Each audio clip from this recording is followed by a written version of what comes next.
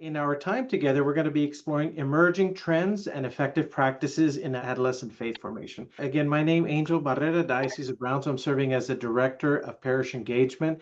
The theme of my little mini presentation will be focusing on the road with adolescents, accompaniment as the heart of catechesis. And so that's something that's a rich treasure from the directory. And we're going to be looking at certain excerpts here to help us really understand this framework. To kind of just help us understand this, I have an image here of some pilgrims walking.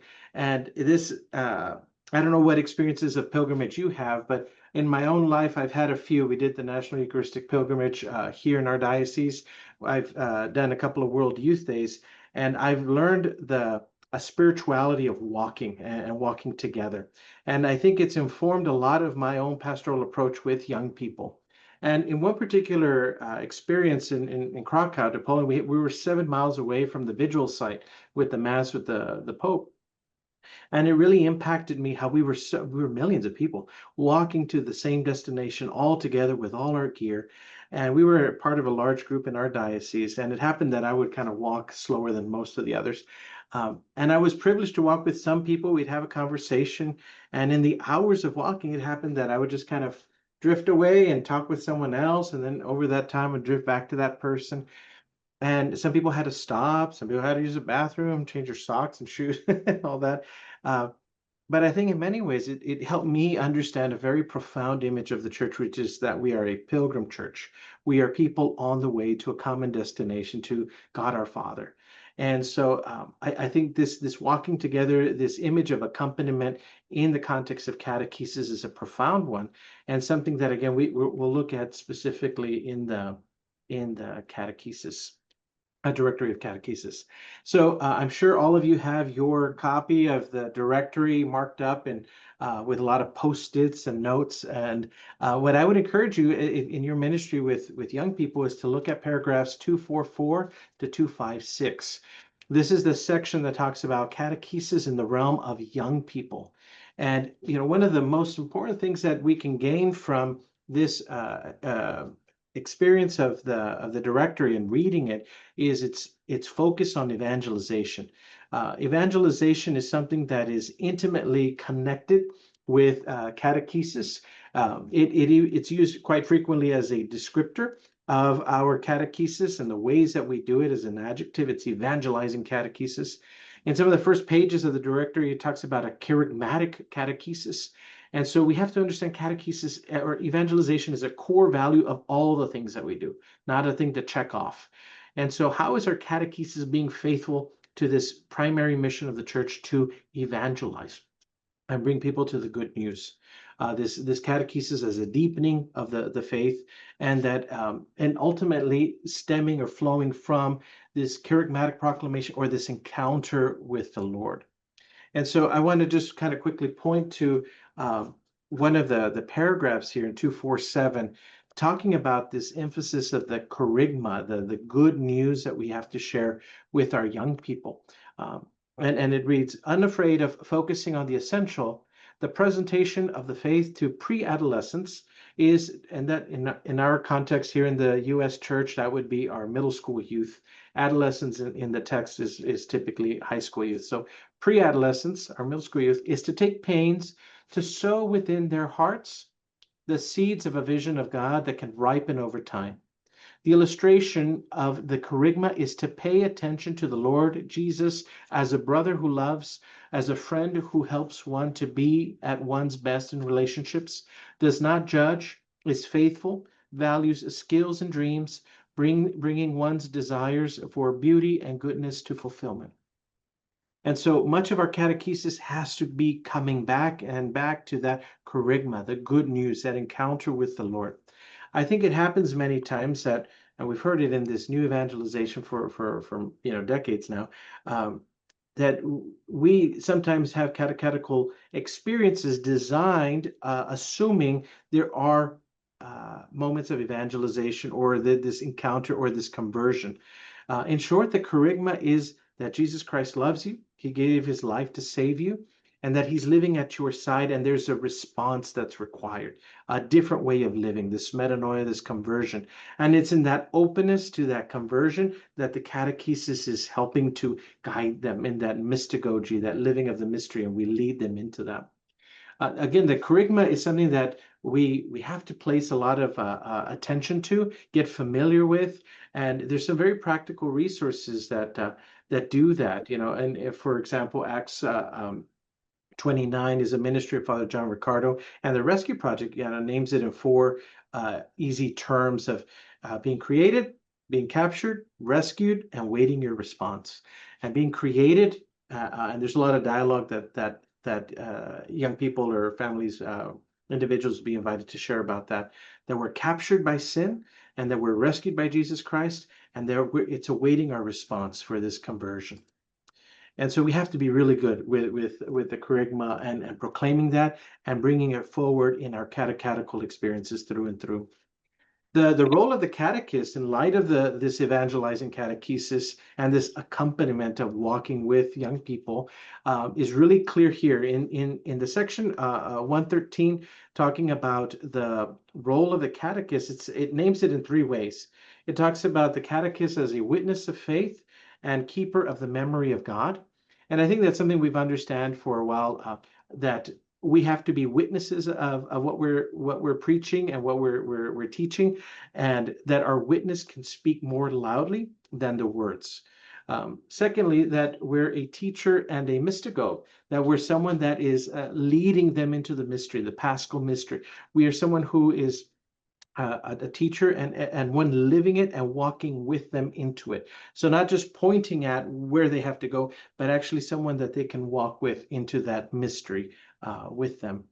And I think most clearly in the last one, it talks about an accompanier and an educator. And I do want to read this because these are some challenging kind of language about the tall call of being this accompanier. It reads, an accompanier and that a catechist is an accompanier and educator of those who are entrusted to him or her by the church. The catechist is an expert in the art of accompaniment, has education background. The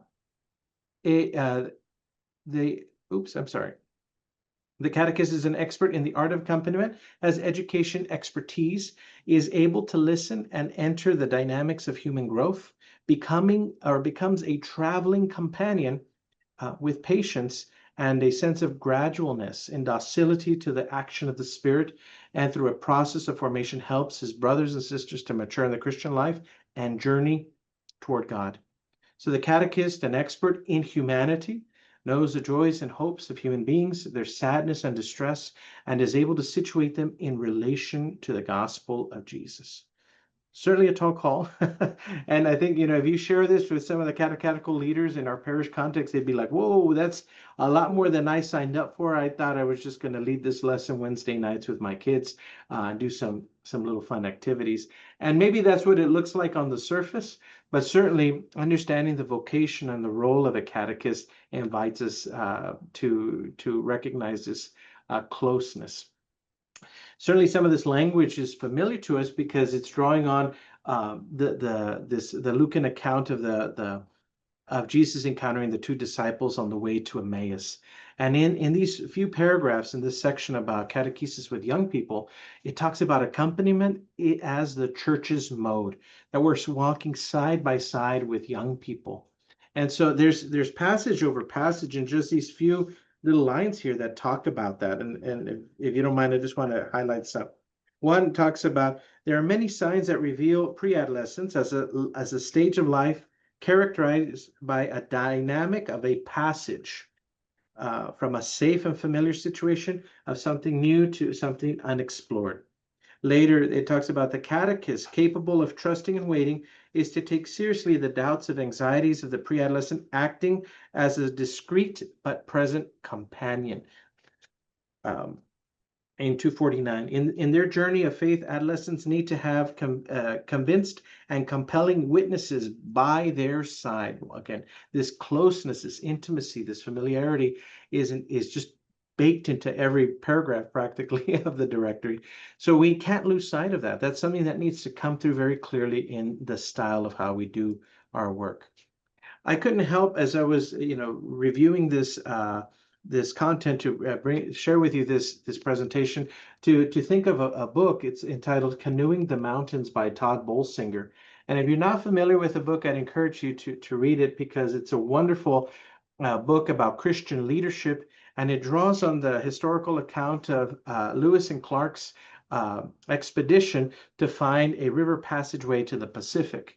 And so it's, looking back at the accounts of what happened in 1804 to 1806 as they trek out on the or they're on the river, the Missouri River, and they're learning that they're going to encounter some mountains. And knowing what they know, they say, well, I know mountains, the Appalachian Mountain. But what they in fact come up to are the Rocky Mountains. And this was something very, very different from what they were ready for. And the book unpacks the leadership implications of what it means to get out of the boat and to literally have to carry the canoes over, and the lessons learned and how they, finally get on the Columbia River and all the way to the Pacific. And so there's 5 lessons there. I'm not going to go into all of them, but I just want to kind of bring this metaphor forward because the sense of traveling, going into the uncharted territory is something that I think is very important for us to grasp. We may find ourselves like those explorers prepared for rivers, but we find the mountains instead. And so we have our catechetical programs. We know how to do a lesson. We have our books, we have our videos, we have our resources, we have structures, we have buildings, facilities, we have roles and role descriptions, all built for the river, all built for the canoe experience. And what we're finding is in this new cultural landscape, it's not working. And so again, the lesson learned from this is what does it take to be successful getting out of the river? And some of the lessons there that again expanded much more thoughtfully in the book talk about an adaptive style of leadership, one that is not about technical change. So it's not about, well, what's the shape of the paddle I need, or what's the stroke, or what size canoe. You're not going to need a canoe where you're going. And it's really hard for some of us to be able to think that through. And there's a different sort of skill set we need. It also really underscores the need for collaboration and trust. And that adaptive style of leadership is requiring creativity, being courageous, and innovation. Some of that cultural landscape that we're facing today, that is maybe that Rocky Mountain in some of our contexts, has to do with like the digital media. Social media has been a very powerful force for decades now, and we are more than a decade for sure. And now AI is accelerating the conversation about AI companions and how young people are relating to this. And the church is entering that space. We learned it just last night about the digital continent that the Synod engaged in, recognizing the importance there. We have digital missionaries in that Jubilee that gathered earlier this year. So the church is becoming more and more aware of that, and how do we engage that as a parish is still a question. Pluralism, religious pluralism and religious identity is still a kind of a moving target, and young people can hold conflicting religious beliefs and still be completely fine with that. And we also have a lot of shifting family patterns, blended families, and just you can look at any research that points to that, and you'd find that. So that may be your Rocky Mountain, and you need to develop a new style of leadership that's going to help us get there. Because again, what's gotten us this far and what's informed what we're doing may not help us in this moment, and we need to grow from that. One of the challenges that this expedition, the Core Discovery, had was that they were familiar with the Appalachian Mountains.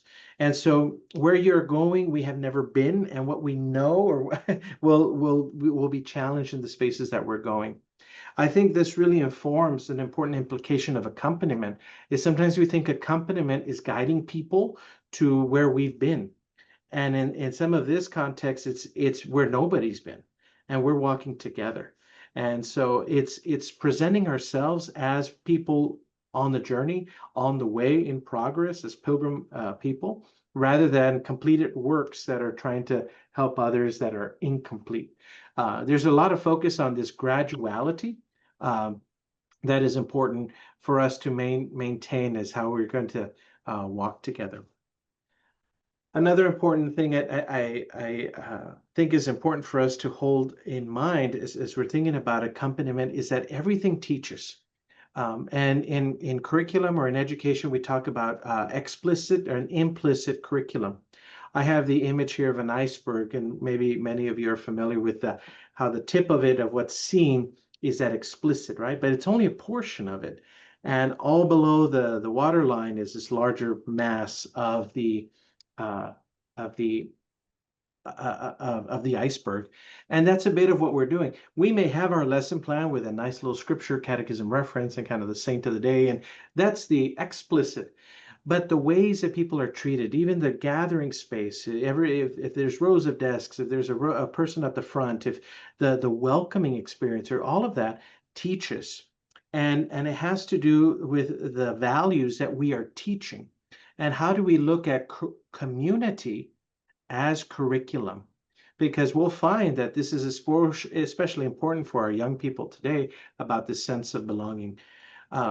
In this particular paragraph 254, it talks about, in the last sentence, catechesis with young people, as well as therefore is to be redefined by the features of this pastoral style, where we're inviting young people to more than just events around learning, but also conversing, celebrating, singing, listening to real stories, experiencing a shared encounter. And it creates a much more integral experience of what young people are experiencing in our parish. And if we just draw from the sacramental theology, especially that of the sacraments of initiation, we'll find that there's a lot of richness there that can enhance this part of the curriculum and turn our eye to this. The sacraments of initiation honor each person's story. We call them by name in baptism and confirmation, in the rites. And all of this is important because it's an individual and this relationship on a one-on-one. They're also involving the whole community. The whole community is promising to pray and to support this newly initiated person in this journey of faith. There's accompaniment baked into the whole thing. There's sponsors and godparents, catechists, the pastors are walking with this person that's journeying in faith. We use tactile signs that are communicating warmth. There's water, there's the garment, there's the oil, the laying of hands. Again, it talks about catechesis being a humanizing experience. And so we appeal to the senses, the human senses, to be able to make this invisible action concrete and tangible. We talk about the dignity and the belonging of everyone, that this is their home, this community of believers is their home. They belong there. And that they're on an ongoing relationship with the Lord.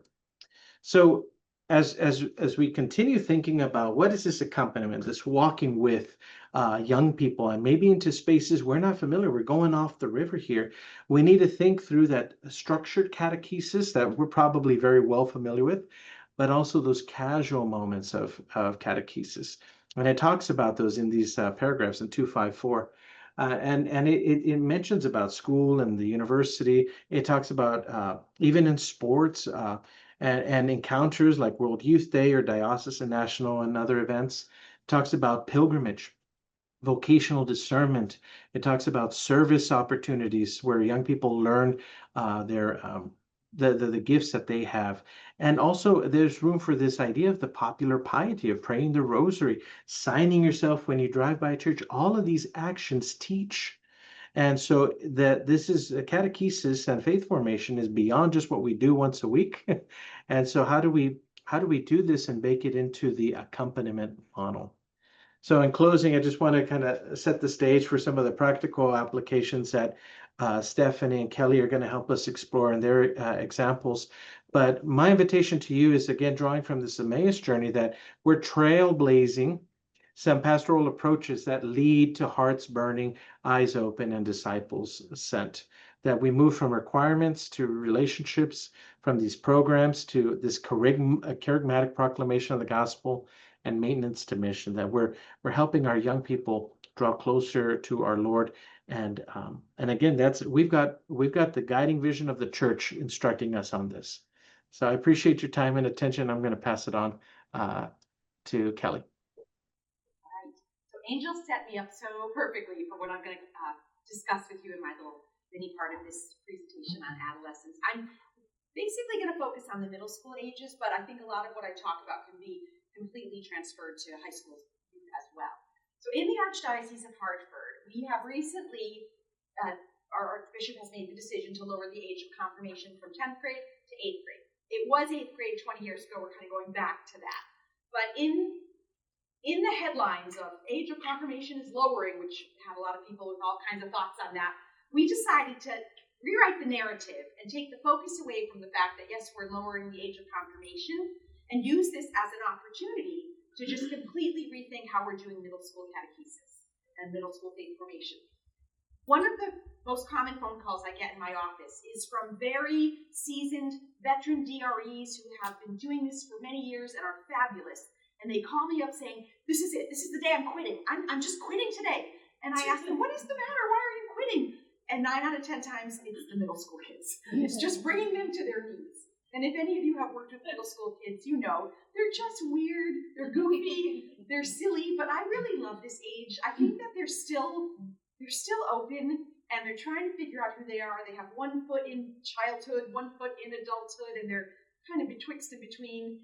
And no one at my parish wanted to teach the middle school kids. And when I was the DRE, I said, fine, I have 2 of them living in my house. I'm not so scared of them anymore. I'll do it. And for 10 years, I worked with the middle school kids, and I just came to love this age group. So I put a committee together of educators, catechists, catechetical leaders, clergy, and we decided that we have this golden opportunity to completely rethink how we're going to look at our middle school formation. My supervisor, the Vicar General, said, Kelly, just blow it all up if you want. I said, really? That's some pretty nice permission there to just completely think outside the box, color outside the lines. So we gathered since springtime. We've been gathering. We'd get together every other Monday all summer long. We'd lock ourselves in a conference room. We'd have food brought up, and we just kept working at this and working at this. What is this reimagined middle school formation going to look like? So before we decided to think of the what will it look like, we really wanted to understand deeply the age group that we're ministering to, what's going on in their hearts and their heads. And so we used the new directory, was our best friend. We just poured through that. We looked at a lot of Search Institute research, Springtide research. We just tried to get our hands on anything we could find that would give us a good landscape of who we were going to minister to. And we knew that we wanted to help them with these 3 key questions. Kara Powell calls these the 3 big questions. Teresa O'Keefe from Boston College, she's a theologian there, she calls this the project of adolescence. The project of adolescence, I always say, besides getting your homework done and remembering to start putting deodorant on, is to answer these 3 questions. Who am I? Where do I fit in? And why am I here? So these are questions of identity, belonging, and purpose. And it is completely developmentally appropriate for kids to try on all different hats. You can be the sports star, you can be the band kid, you could be the class clown or the quiet kid. They're going to try all these on. But we, as the church, want them to know that whatever you decide you're going to grab for your identity of the day, you are a child of God. And where do I fit in? Again, I could fit in with the jocks, I could fit in with the orchestra kids, but I belong to God's people. I belong to God's people in this parish community. And third, a question of purpose. Even at the young age of early adolescence, kids are starting to play around. They wouldn't articulate it this way, but they're starting to wonder why they've been put here on planet Earth and what is their purpose.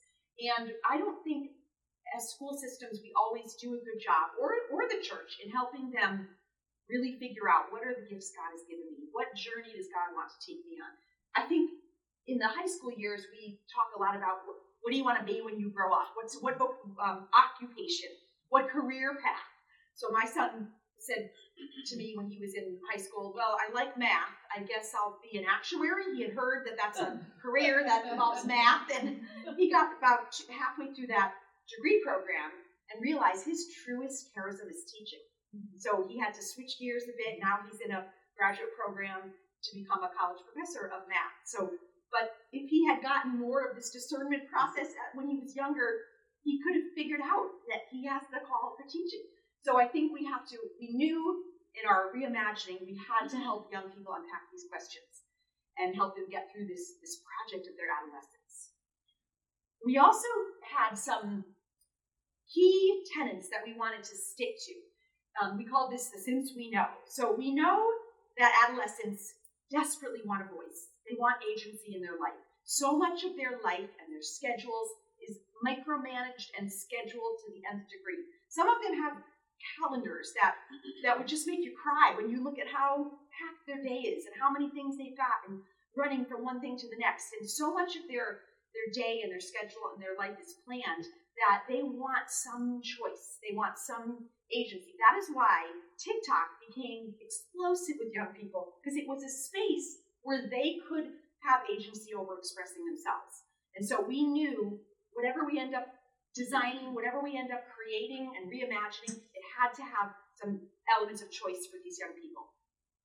We also knew that young people all walk on a unique spiritual journey. And those of you who have worked with young people know you have everything from that missionary disciple kid who could teach some of the adults a thing or two about following Jesus. And then you have those kids who aren't quite so sure they believe in God. And we've got everything in between. And I loved what Angel said about we often presume discipleship in young people. We assume when they come into our classrooms or our settings that they have that they're disciple, they have this relationship or this understanding of Jesus, and then we just pile on all this good doctrine, more information for them. But we can't assume that. We have to recognize that they're on all different areas of that spectrum, and then walk with them wherever they meet them where they are and walk them forward. So we knew that we had to have something that wasn't one size fits all. We couldn't develop something and say, here, everybody gets plugged into this one size model process. We also knew that kids learn in different ways. Adults learn in different ways. If I have to listen to a speaker without some kind of visual, it's hard for me to attend. My mind will wander. I need to see something. Some people are auditory. Some people are verbal learners. Almost everyone is kinesthetic in some way. Usually when you can roll up your sleeves and just dig into something, you're going to learn better. So we knew that whatever we created, we had to have a variety of styles of teaching and learning for the young people. We also knew that faith is most alive in the presence of intergenerational communities. You have been hearing this throughout this conference, and I think we all know in our hearts, if we think about who might have brought us into a relationship with Jesus, very often it's a grandparent, or it's a youth minister, or someone in our life who came up alongside us from a wise generation and made that introduction.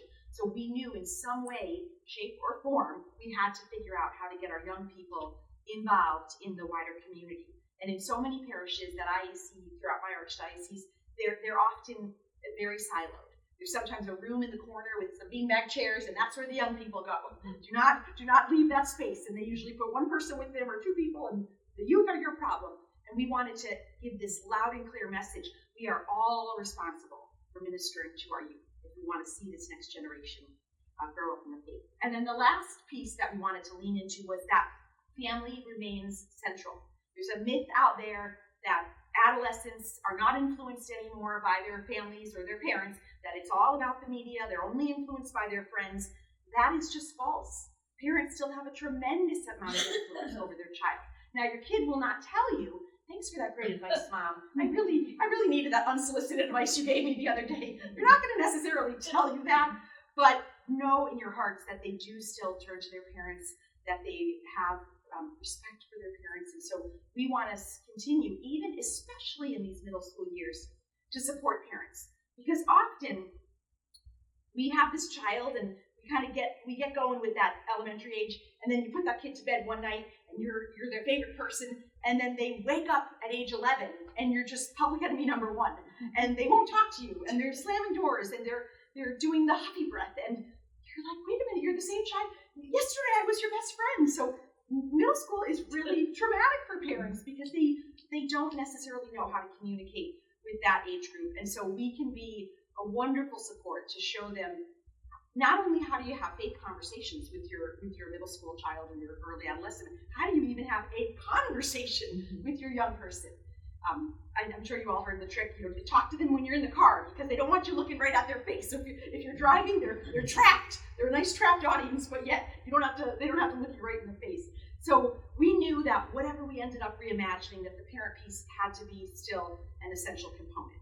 So we took those kind of truths that we leaned into, and then we talked about the very important paradigm shifts that we were going to have to make in parishes. And any of you who have ever been a part of paradigm shifting, you know it is slow work. It can take years to really change that culture. And sometimes people equate it to turning the Titanic. Like it's not a quick shift, but we knew we had to start, and we were just determined to do that. So some of the shifts we wanted to see happen were moving from just leading youth to actually walking alongside them through deep relational ministry. We knew that if we wanted them to be open to us making this introduction to the love of our life, Jesus, that they had to trust us. So we wanted to be walking alongside. We knew we wanted to move from a textbook-based instruction to immersive engagement, where kids were rolling up their sleeves, where they were digging into scripture, project-based experience, retreat-based experience. We knew it had to look something like that. We did not want youth-only isolated ministries. As I mentioned earlier, we wanted to see generational discipleship happening, where all different generations were getting together to learn, grow, play, pray, worship together. We did not want our youth to be just passive recipients. We talked so much about that. I've heard so many speakers speaking on this. We wanted kids to be active. You're going to use the word protagonists. I love that, Stephanie. Active participants in their faith journey. So because so often they have that trouble making that shift around middle school from their parents' faith to their own faith, their own convicted faith. And then lastly, we wanted to move from youth seeing themselves on the sidelines, either as junior parishioners or parishioners in training or non-essential, to being absolutely critical to the mission of the church, which means that parishes have to know their mission. They have to be able to articulate their mission and invite young people in. I have a lot of archdiocesan dreams. I hope they'll all come true one day, but one of them is that if any middle schooler in the Archdiocese of Hartford was asked, "Are you important to this parish community?" that they would look at me and say, "Of course I am. They cannot survive without me," that they would feel that important. That is one of my dreams. So pray for me that will come true. So I'm sure you've heard this analogy before, but I just think it's easy to wrap your brain around. If we want a child to fall in love with baseball, just fall in love with it. We can't just give them the big book of baseball rules and maybe some statistic books and maybe some biographies on famous baseball players and say, off you go, read these, and you're going to love baseball. We have to give them a ball and a glove, and we have to toss the ball at the bat, and tell I had daughters and I don't play baseball. Get them out on the ball field. You've got to introduce them to some major league players that love baseball. You have to submerge them in the culture of baseball for them to fall in love with baseball. And it's the same with Jesus. If we want these kids to fall in love with Jesus, we have to do that same process. Roll up your sleeves. Let's get out there. Let's meet other people who have befriended and have fallen in love with Jesus, and let's do this together. So the last piece that we kind of prayed over and just marinated in before we decided what is this all going to look like is this concept. Some of you may have read Divine Renovation by Father James Mallon. He uses the terms belong, believe, behave. But I had someone say to me, people don't like to be told how to behave. So someone else said, change it to becoming. This is a shift. Talk about paradigm shift. This is a shift a couple generations ago that turned upside down. In the good old days, the glory days of the church, people believed and behaved or became Catholic because it's what you were told to do. You didn't question it. And the belonging, whether it was there or not, was not as relevant. For this generation, Gen Z, definitely Gen Alpha, if they do not feel that they belong to the community, if they don't feel essential, important, loved, if they don't feel that they have trust in the community, then the believing and the becoming are less likely to happen. So we have to, everything we do, we have to root it in relational ministry. I always say to leaders, any efforts you make to form community will not be wasted in God's economy. He will use that. And we need that. So sometimes pastors, they lament, like, we just want them in the pews. Yes, we do. I want them in the pews too. But if we just go straight to, now remember, behave, become, if we go straight there and leapfrog over creating communities of belonging, allowing them to grapple with beliefs to become, we're going to get nowhere with this generation. So that top layer is essential. So we knew that as well. So, okay, we had all these things to think about. We were praying. We had all these patron saints we were praying through this process. And we went about 10 times around the sun. Every time we thought we were in the right direction, we were like, no, this feels like we're trying to create a curriculum. No. And we'd come back, and I thought, I'm going to lose this committee. They're just going to bail and be like, oh, we've been here every other Monday, and we have nothing. And then it just started to dawn on us. We don't want to tell parishes prescribed, like I said, one size fits all. We want to give them resources that they can weave into the things they're doing that are bearing fruit. We were going to encourage the biblical principle of pruning away what's not working and try some things that were new. So what we call it is a disciple-making toolkit. So this disciple-making toolkit that is still, we're working on as we speak. It's not finished yet, but it's got 3 categories, 3 buckets of resources that we've been creating. The first one is called collaborative projects. And what we wanted to do was create templates, kind of like a skeletal outline for leaders to use, and they can adjust it to their context, they can adjust it to their environment and their community.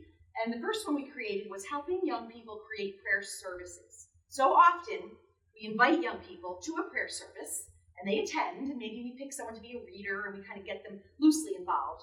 What we wanted to do was have the young people create the prayer service. Now, we're not going to toss them in a room with a big whiteboard and say, in an hour, show up with your prayer service. We are going to give them the supports and the encouragement, but we're going to empower them to take the lead. So we have a whole list of suggested topics or themes. You can have them do one on Advent or Pentecost or Lent. One thing I think would be really cool is so often you hear about communities where maybe there's a peer that's going through a cancer treatment, or maybe there was a tragedy in the town with a family that's house caught on fire, or a youngster was in a car accident, or something like that, or even a national tragedy like a school shooting that really affects the young people. To have them gather and create a healing prayer service that they could be a part of, I think that would be healing for them to be a part of that creation, but also then to invite the community to come into this experience so that the other generations can look and see, this is our young people. We are wildly blessed to have these young people in our midst here, and elevate them to have those leadership roles and to have that agency in how the church functions. So that was one template. A similar one was helping them create service projects. So again, we often say, show up on Saturday, we're going to do a food drive, or we're going to do this or that project, and the kids come and they're engaged, but sometimes you get the feeling they might be going through the motions. So to have the young people, and again, wrapping theology around it. So you're starting with scripture. What does Jesus say about service? What does the Bible tell us about service? What do our Catholic teachings tell us? And have them figure out what demographic is on your heart. Who do we want to serve in our communities? There's something in our backyard that needs our support. And how would that look? And are there certain people that, I'll help promote this because I'm really good with graphic design, or I'll do a pulpit announcement because I'm a little politician in the making and I want to get up there in front of a microphone and talk to the parish about what we're doing. So prayer partners is an idea we had to link up our faithful witnesses in our parish with our young people. We thought of doing 2 young people per one, like a little triad, because we thought it would be a little less awkward to have a buddy to be matched with your prayer partner, and to give them opportunities to share stories, to listen to each other's stories, to find out, how do we pray for each other? What does that sound like? What could that look like? We wanted to match our middle school kids up with younger children in the community so they could share how they're growing in faith, what they're learning with their younger parishioners.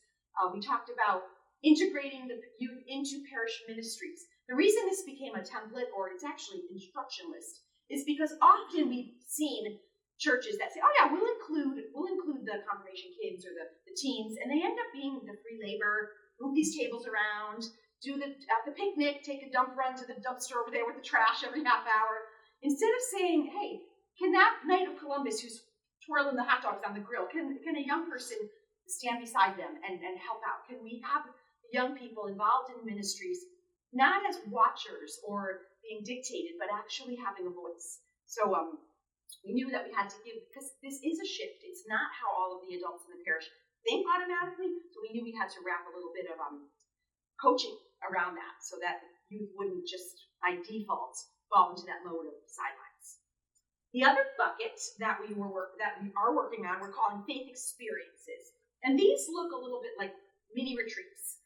And remember, we're folding confirmation prep into our middle school. So some of these, you can tell, are very confirmation specific. But we knew that the classroom model was really addressing the head, as we heard over and over, and we wanted the hearts engaged. We wanted to see the affect give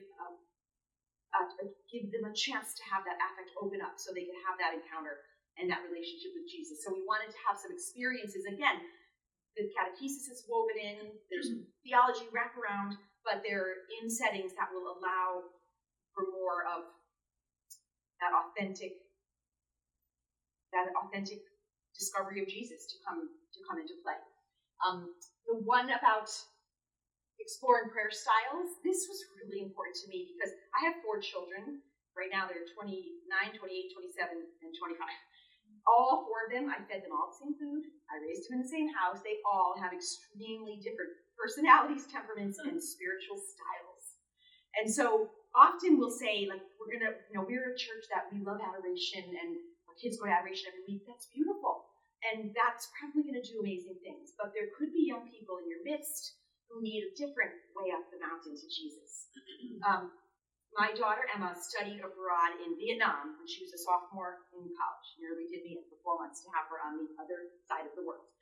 But she was telling me that they took a trip out to the Mekong Delta region, which is completely rural. There's no cell phone service. She said, Mom, I'm going to be off the grid for 2 weeks. Don't try to FaceTime me. And she shared when they got back that they had stayed with the family. She said, Mom, the chickens were just running around in the house. Like, it was really rusted. And she developed massive food poisoning while she was there. Like, bad food poisoning. And couldn't be away from, I guess it was the outhouse, for more than, 10 minutes. Well, now she had to ride a bus from the Mekong Delta back to Hanoi, which is where they were staying. 5-hour bus ride.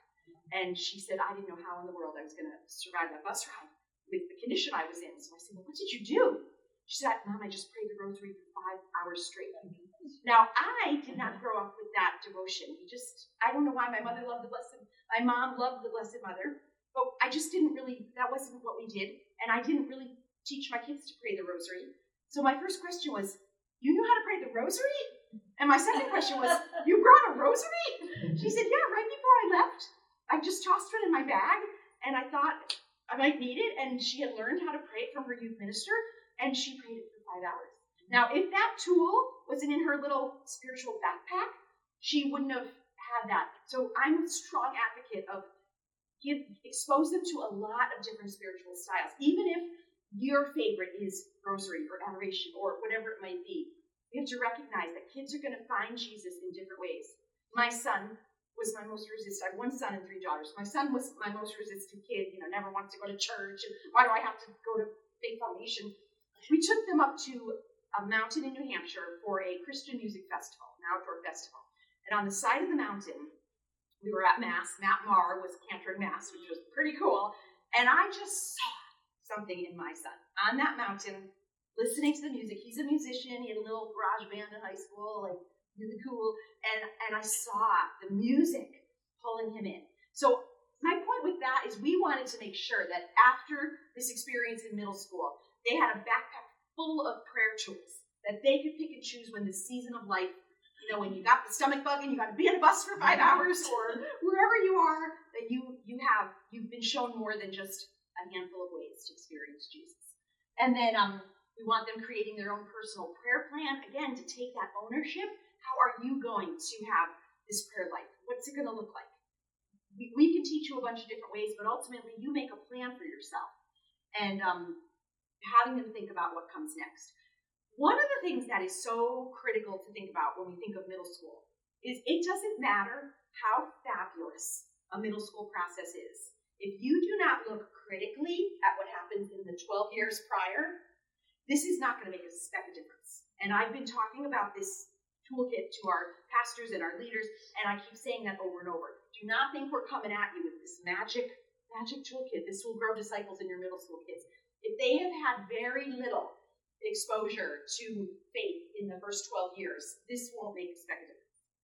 So they have to go hand in hand. Also, what you do with your next stage has to be addressed. I said we are lucky that we're having a 2-year transition to doing middle school, to doing 8th grade confirmation. You have 2 years now, people, to think about what your high school ministry looks like. So you're not going to be surprised one day and think, what? They changed it to 8th grade? Now what? You have time. So we're working at that with that wing and this wing as we reimagine this middle section. The third bucket, I don't have a slide for this because this is still completely under construction, but we're creating scripture interactions so these kids can pray with the living word of God, not just read the Bible, not just learn to navigate it, but we want them so comfortable that they can take whatever's going on in their life, whatever is keeping them up or keeping them anxious or making them happy, whatever it is, and they can find the living word of God to pray with in the Bible. So that's the part that's still under construction. But this is our hope that as we look at both wings, as we really pour into the young people with all of these things that we've been talking about, with agency, relationship, intergenerationality, that this will hopefully move the needle in the hearts of these young people. So thank you. Part of what I'd like to say, what are some words or phrases that have already stood out from Kelly's presentation, from Angel's presentation? The last time I cheated, I wrote them down and I hung them on the wall so people could remember them. Some of the ones that have stood out for me, obviously, accompaniment, intergenerational. How many times have you heard intergenerational over the last 18 hours, right? Requirements versus relationship. Yes. Belonging. Yes. Yeah. Belonging, identity, belonging, and purpose. You know, you referenced Cara Paulo's book. Pope Francis talks about the 3 big questions in Christus Vivit, and he says, who am I? Where do I fit? What's God's plan for my life? So we're all saying the same things in slightly nuanced ways. Mm-hmm.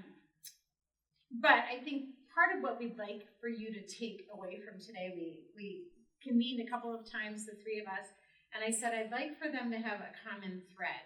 So it's sort of my job to thread the needle, and the next, I'm going to try to blow through some of this so that you have the opportunity to be able to ask questions. But, you know, I'm calling this from transaction to transformation. All of us have slides that show a from to. You know, it's a from prescribed processes, right? It's to relational ministry. It's a from show up for a service project to a protagonism-based initiative. It's a from siloed youth ministry, wipe down the tables, put them away, and don't call us, we'll call you until the next parish event, to how do we really be in relationship with one another. So that's how we're going to thread this needle. We call this like all paradigm shifting stuff. I think part of what Angel set the context, right, of the landscape for this work is different than it was 25 years ago. It's different than it was 10 years ago, right?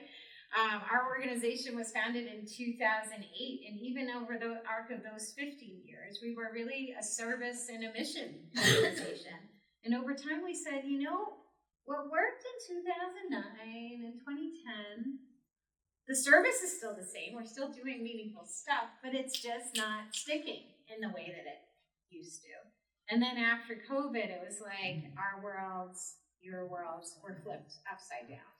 So we really started to dig into the what and the how and the why. How do we shift and transition things differently? I won't go too deep into it.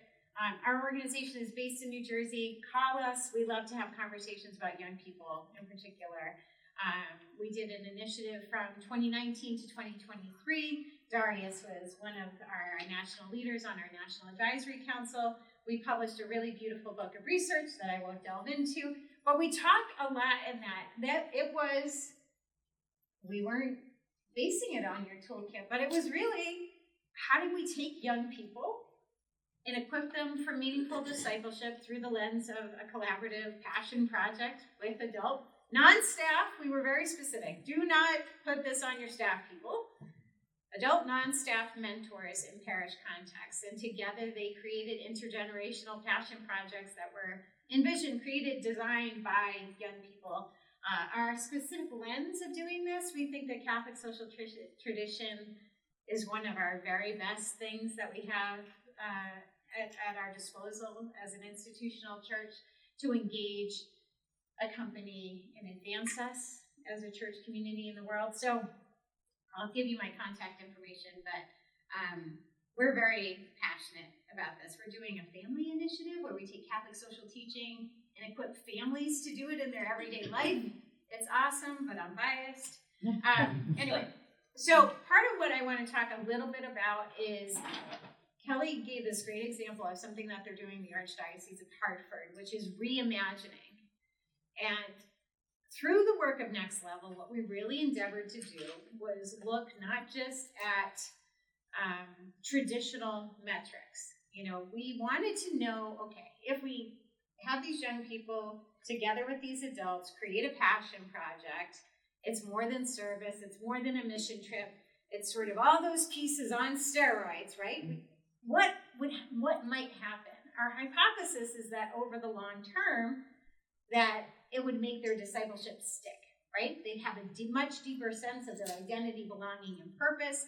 They'd have a deep knowing sense of their why. Again, Pope Francis in 2019 had just given us that language of protagonism.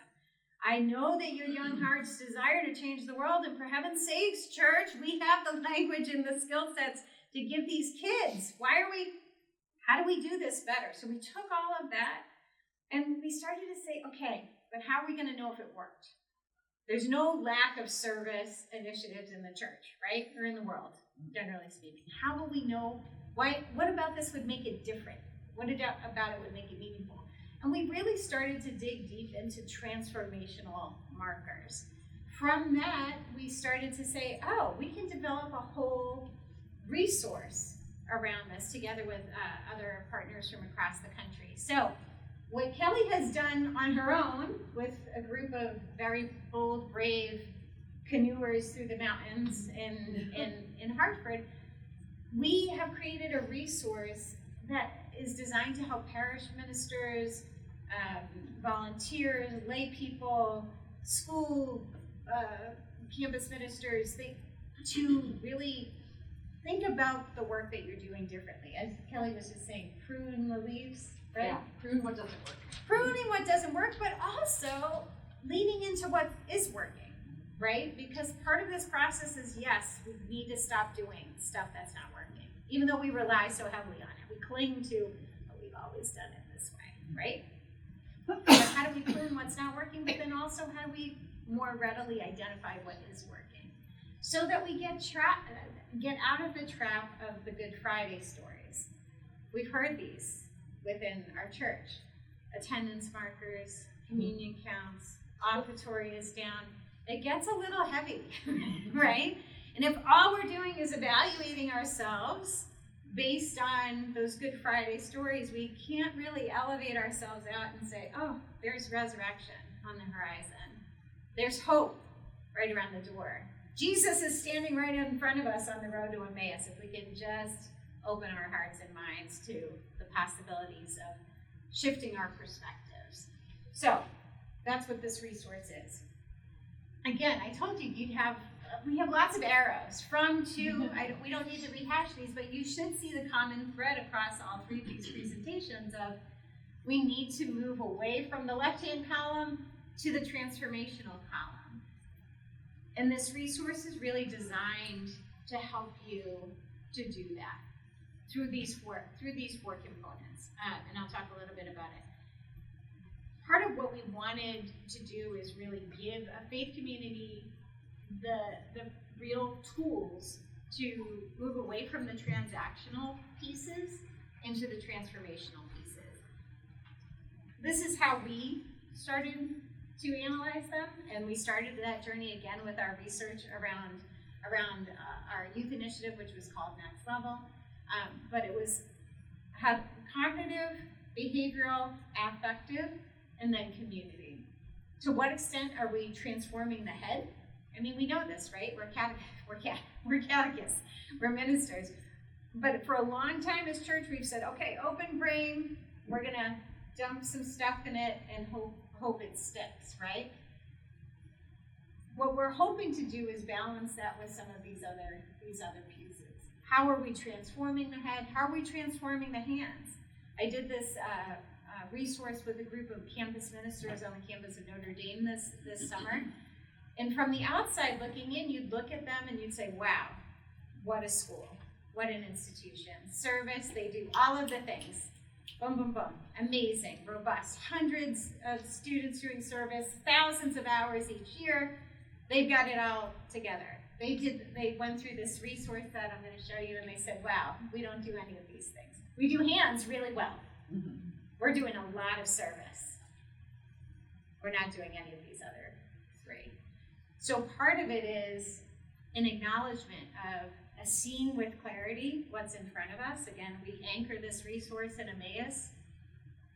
If Jesus is standing right in front of you, have you pruned away some of the things that are preventing you from seeing with clarity? So transformation of the hands, transformation of the heart. To what extent are we really impacting the young people that we're accompanying? One of the key pieces that I'll keep infusing into this conversation is that this is not just about the young people. It's not just about the young people.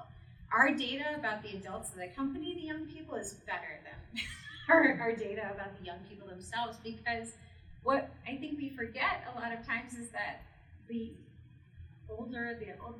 other generations of those in our midst, in our parishes, in our pews, we would hear all the time from our adult mentors, we're talking all about identity, belonging, and purpose for these young people. Nobody's asked me, what's your meaning and purpose? Where's God calling you at this moment? Maybe they asked you 30 years ago when you were getting confirmed, but I'm a retired person. My career is done. Who's asking me to reflect upon my meaning and purpose at this moment in time? And in the accompaniment of young people, they are called into that deeper reflection. They are able to refine their meaning and purpose. We call it the why of their faith. Again, that protagonism. Who am I? What's God's plans for my life? That journey doesn't stop when we turn 18, right? So for the 80-year-olds in our midst, for the 65-year-olds who are saying, oh, I'm an empty nester, now what? Those questions are still relevant for those folks. And then, of course, transformation of community. Pope Leo's new document, Chef's Kiss, it's amazing. The Lexite is all about how we're called outward. How are we transforming not just those within our midst, but how are we called outward to transform the community around us? With our families that are journeying with us on our family initiative, we're saying, how are you transforming the community within your own home in such a way? How are you modeling God's love to your siblings in such a way that that extends out into your broader community? You can ask my kids how successful we are at that. They're 16 and 12, to give you a window into that. So I will give you a QR code. We're in the process of beta testing this resource. It's an actual tactile resource. We give you hard copies, paper. It's a 3-step process.